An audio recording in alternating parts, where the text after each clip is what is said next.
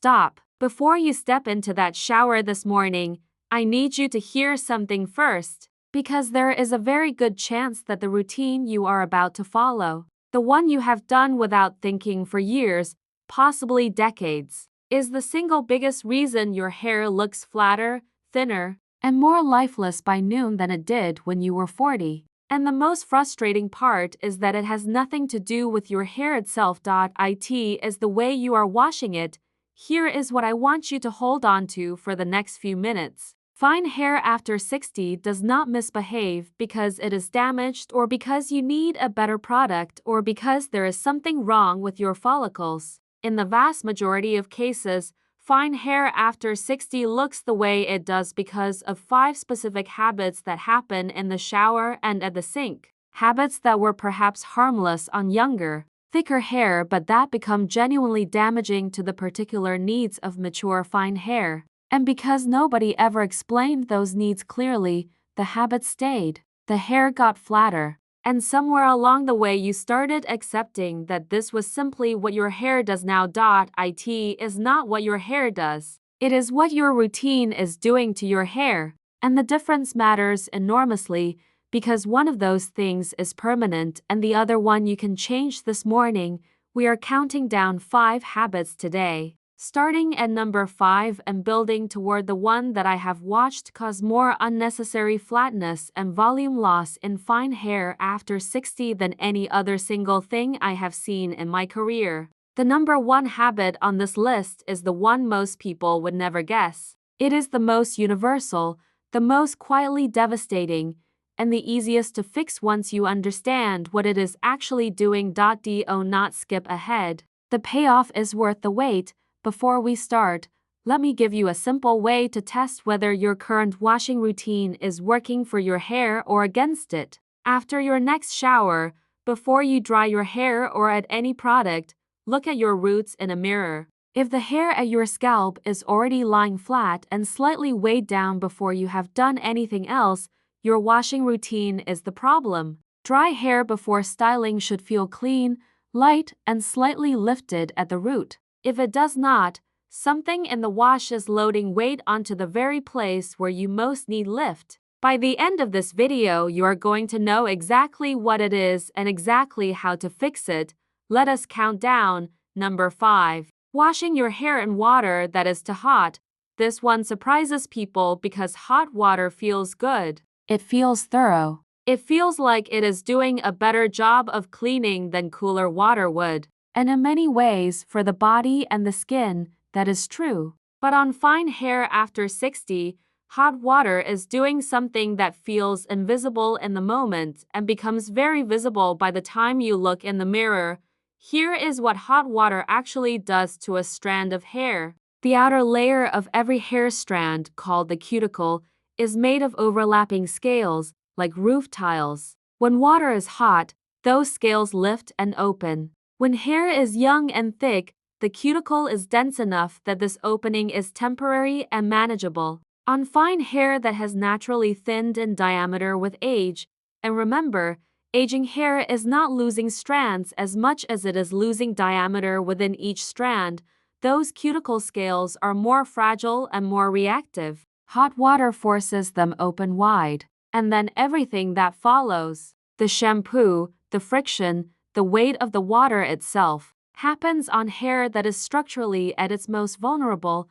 The immediate visible result is frizz and puffiness that looks like volume but actually signals damage. The cumulative result, over months and years, is a progressive weakening of the cuticle layer that makes fine hair look dull, feel rough to the touch, and lie flatter and flatter no matter what products you use on top of it.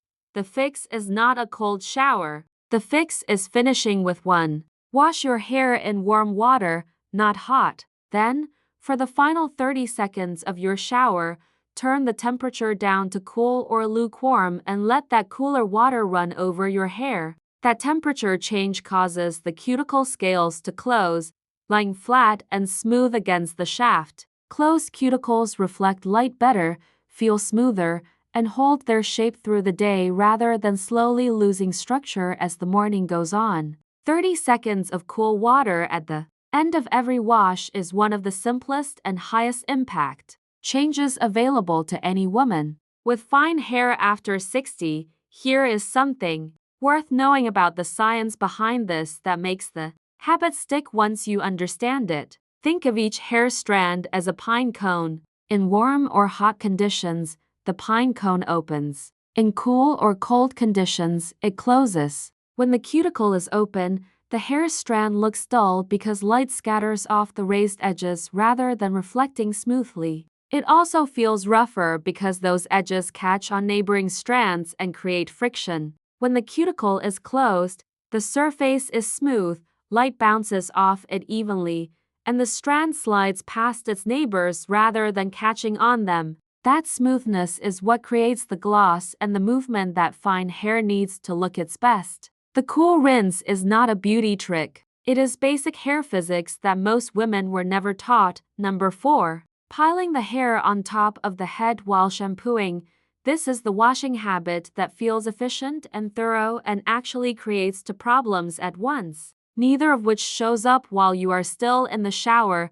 The first problem is mechanical damage. When you gather fine hair into a pile on top of the head and work shampoo through it with your fingers, the strands tangle against each other under the friction of washing. Fine hair tangles far more easily than thicker hair because the strands are lighter and more prone to knotting, and wet fine hair is at its most fragile, able to stretch and snap under far less force than dry hair. Working tangled fine hair through itself with shampoo creates friction damage at the very moment the hair is least able to resist it. The breakage is microscopic per strand, but it is cumulative. And cumulative breakage is the reason fine hair over 60 often looks thinner at the mid-lengths and ends than it does at the root. Even when the follicles themselves are healthy, the second problem is what happens to the root area. When the hair is piled up and worked in circular motions, the shampoo and the friction tend to flatten and compress the hair at the scalp rather than lifting it.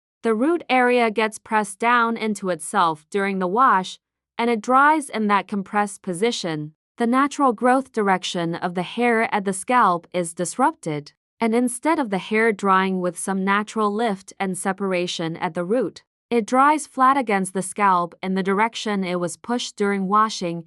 The correct method is to keep the hair hanging naturally downward throughout the entire shampoo.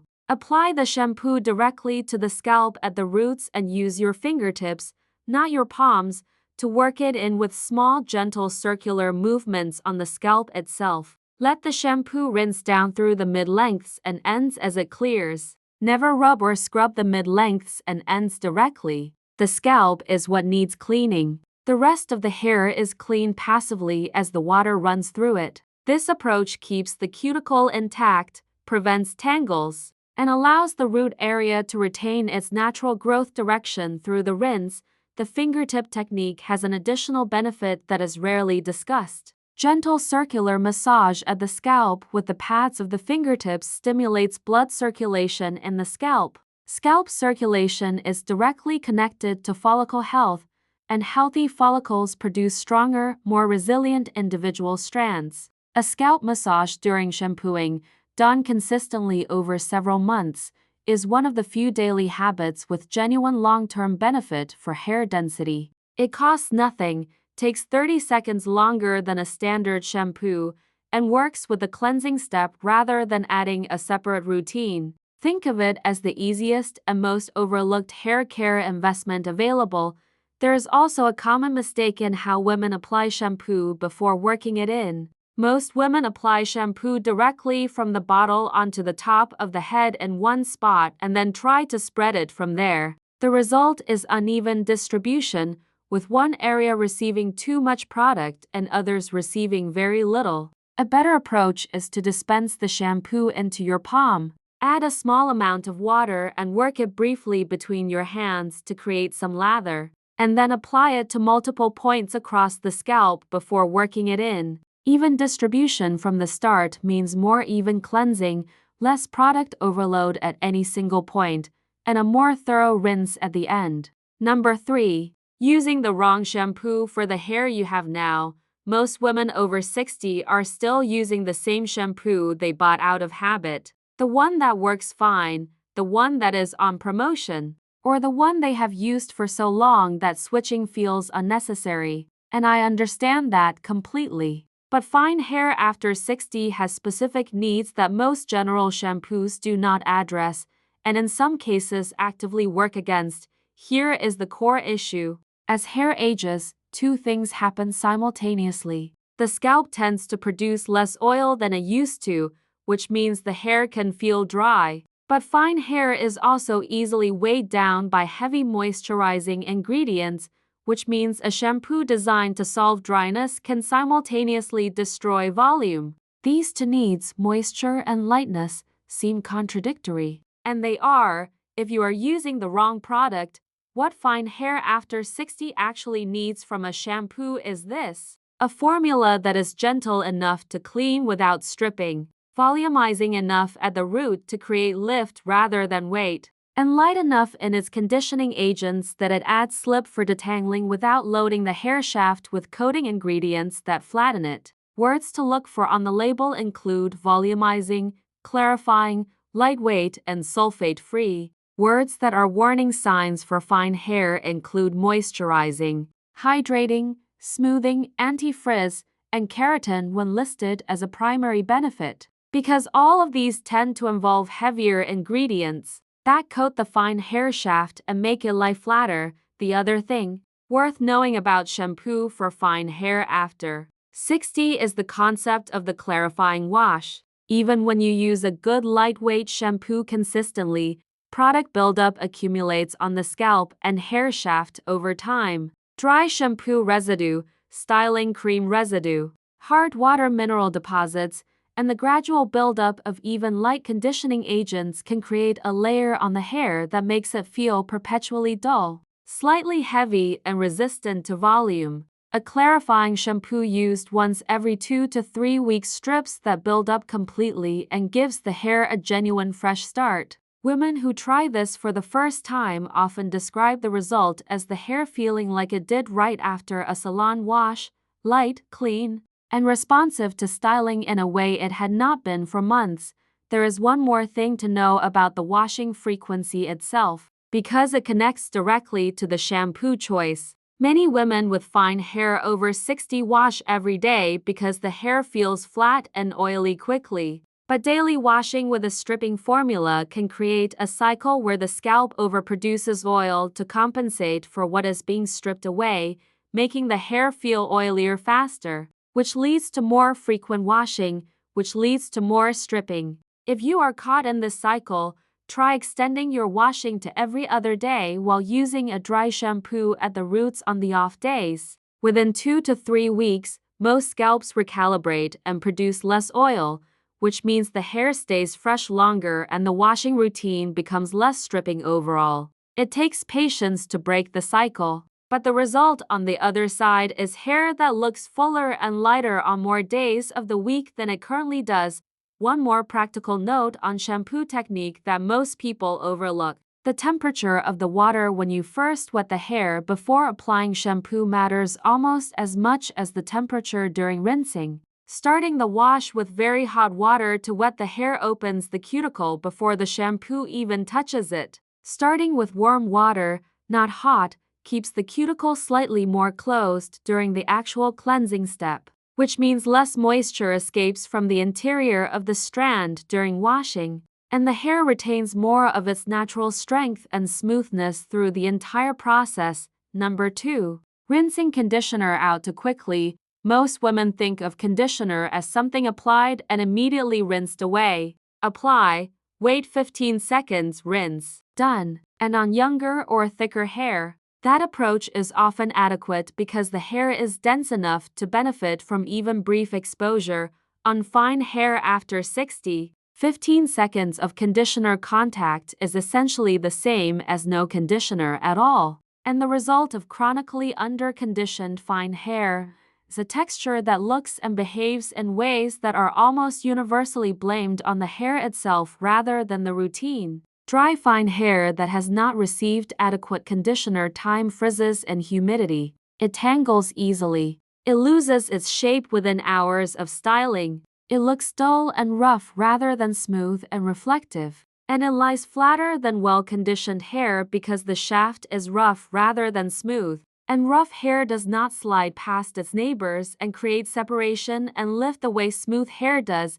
The correct approach for fine hair after 60 is to apply conditioner only to the mid-lengths and ends, keeping it completely off the scalp and the top 2 to 3 inches of hair, and then leaving it in place while you complete the rest of your shower routine. Body wash, face wash, shaving, whatever comes next. By the time you are ready to rinse the conditioner, 4 to 5 minutes have passed. That contact time is what allows the conditioning agents to actually penetrate the cuticle layer and do their work rather than simply sitting on the surface and being rinsed away before they have any effect, and the rinsing itself matters. Rinse conditioner in cool water rather than warm. For the same reason, the cool rinse at the end of the shampoo step matters. Cool water closes the cuticle over the conditioning agents that just penetrated it, sealing them in rather than letting them rinse out along with the product. This one change, longer conditioner contact time combined with a cool rinse, is often the single most immediately noticeable improvement women make to their washing routine. Hair that has been chronically under-conditioned feels different after the first properly timed conditioning treatment. Smoother, lighter, more responsive. And now, number 1, the habit I have been building towards since the very beginning of this video. The one that I watch women perform every single day and that undoes more volume and more root lift than any other single thing in the entire washing and styling process. The habit that is so universal that most women have never even identified it as a choice, let alone a wrong one. Number 1. Applying conditioner to the roots. I know exactly what you are thinking. Conditioner is moisturizing and my scalp feels dry sometimes, and the roots need the product as much as the ends do. And on older, thicker hair, this reasoning might have had some merit. On fine hair after 60, applying conditioner to the roots and scalp is the most direct and most effective way to guarantee flat, lifeless hair for the rest of the day. Every single time. Here is the biology. The scalp produces its own natural oils, called sebum, which naturally coat and condition the hair from the root outward. Even on a scalp that feels drier than it used to, the roots still receive more of this natural conditioning than the ends do, which is why the roots of most women's hair feel softer and less dry than the mid-lengths and ends. When you add conditioner on top of this natural sebum at the root, you are adding weight to the very part of the hair that has the least weight and the most need for a lift. Here is the physics. Conditioner works by coating the hair shaft with ingredients that smooth the cuticle and add slip. On the mid-lengths and ends, this is exactly what is needed because those sections are the driest and the most damaged. At the root, this coating does something very different. It weighs the root area down, preventing the natural lift that fine hair needs to create the appearance of volume. The conditioner essentially glues the hair to the scalp at the point where it most needs to stand away from it, and no amount of volumizing mousse or root lifting spray, applied afterward, can fully overcome the weight of conditioner that is already sitting at the root and coating the hair shaft from the inside. The rule is absolute and it has no real exceptions. Conditioner belongs on the mid-lengths and ends only. Keep it at least 2 to 3 inches away from the scalp on all sides. If your scalp itself feels dry, that is a scalp issue that is solved with a targeted scalp treatment or a lightweight scalp serum applied separately, not with conditioner that will flatten the root area and undermine everything else you are trying to achieve.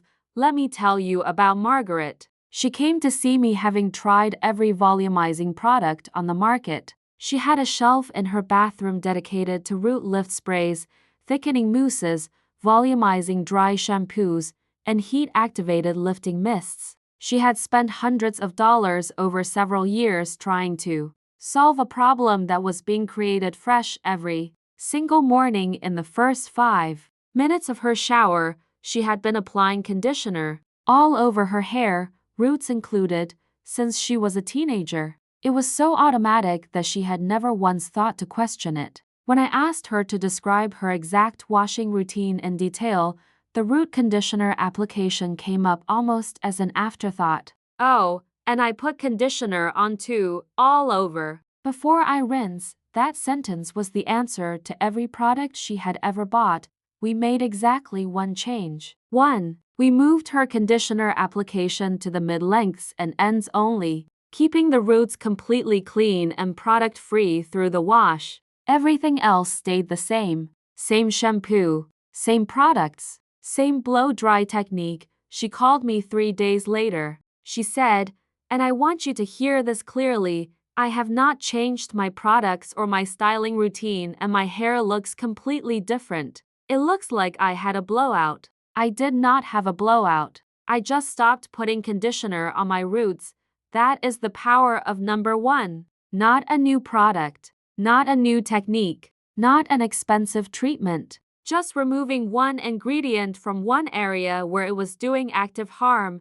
Here is what I want you to do after this video. Tomorrow morning, before your shower, decide that conditioner is for the mid-lengths and ends only. Set a phone timer for 4 minutes after you apply it. Do everything else while you wait. Rinse with cool water. Then dry your hair in your usual way without changing anything else.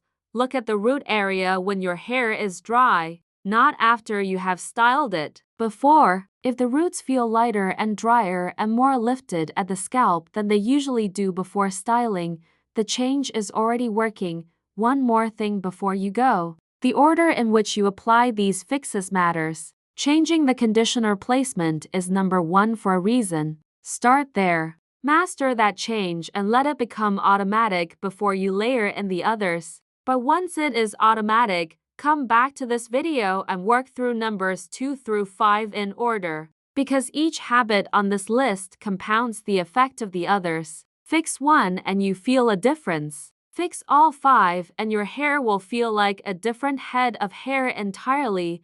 A word about patience, because it belongs here. Some of these changes produce results within the first 2 or 3 washes. The conditioner root change is usually the fastest. The cool rinse is almost immediately noticeable. But some of the deeper improvements, particularly the scalp oil recalibration that comes from reducing washing frequency, and the gradual improvement in cuticle quality from consistently cooler water temperatures, take 3 to 6 weeks of consistency before they become clearly visible. This is normal and it is not a sign that the change is not working. The hair you see today was grown weeks and months ago. The hair growing right now, from follicles that are experiencing your new routine for the first time, will not be long enough to see for several weeks. Trust the process, track the changes from week to week rather than day to day, and give the biology time to do what it does.